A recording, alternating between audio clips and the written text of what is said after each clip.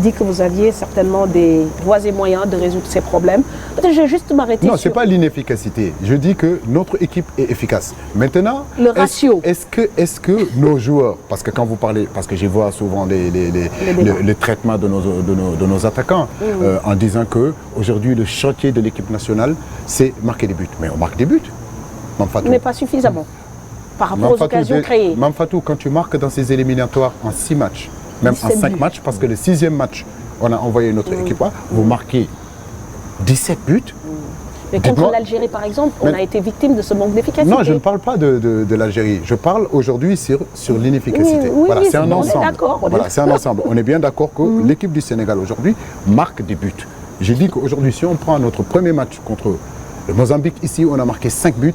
Jusqu'au dernier match contre le Rwanda, même si on ne gagne pas, on marque avec notre équipe. Donc ça veut dire que si vous prenez tous ces ratios de buts-là, vous voyez que l'équipe ne manque pas d'efficacité. D'accord, donc vous n'êtes pas d'accord avec cette assertion. On peut aussi espérer que nos joueurs individuellement, que ce soit en club, qu'ils marquent beaucoup plus. Peut-être que cette inefficacité que vous êtes en train de parler, c'est par rapport à nos joueurs dans leur club.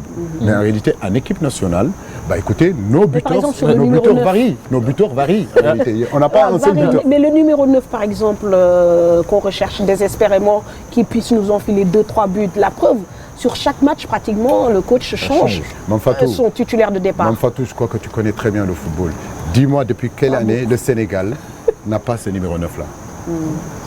Donc pour vous, on est en manque de ce numéro 9? Non, on n'est pas en manque de ce numéro 9-là, vu qu'on marque des buts. Maintenant, c'est vrai que je n'ai pas des attaquants par saison qui marquent 42 buts dans leur club. Ça aussi, c'est une réalité. Et je le dis, le dernier qu'il a fait, 20 buts, c'est Sadio Mané. Et on est tous d'accord que Sadio Mané n'est pas attaquant. Et bien sûr que j'attends beaucoup plus des garçons comme Jackson, des garçons comme Habib, des garçons comme Boulaye, pour ne citer que. Bien sûr que, après, dans le football, le plus difficile, c'est de marquer des buts.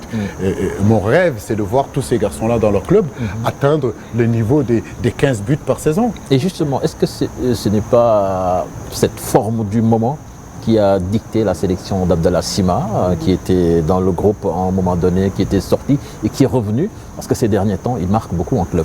Bah, les gens découvrent Abdallah Sima. Abdallah Sima, c'est moi qui vais aller le chercher. Et quand je l'amène, personne ne le connaissait. À Prague. Voilà, les gens m'ont critiqué même sur Abdallah Sima. Vous vous rappelez? Oui, parce qu'il il marquait beaucoup à Prague. Ils ne le connaissaient pas, les gens ne le connaissaient pas. Abdallah Sima, je suis allé le chercher à Prague. C'est un garçon, malgré son jeune âge, qui est très expérimenté, qui a joué l'Europa Cup, qui a joué, qui a marqué des buts